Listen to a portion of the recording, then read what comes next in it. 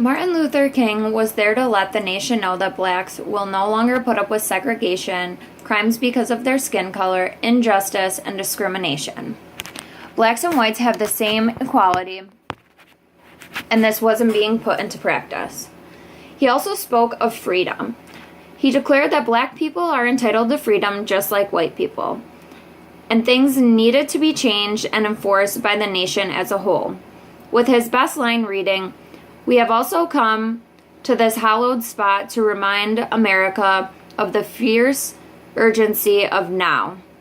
This is no time to engage in the luxury of cooling off or to take the tranquilizing drug of gradualism.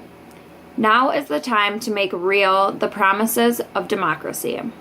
Another important speech that Martin Luther King Jr. delivered was his "I've been to the mountaintop." In Martin Luther King Jr.'s last speech, he was supporting a strike among sanitation workers in Memphis, Tennessee. The main thrust of his speech was that African Americans needed to band together and strive to help these workers that were being treated unfairly and poorly. He also said that blacks need to continue with the nonviolent protests that had been his trademark over the years. In addition, they needed to use their economic clout.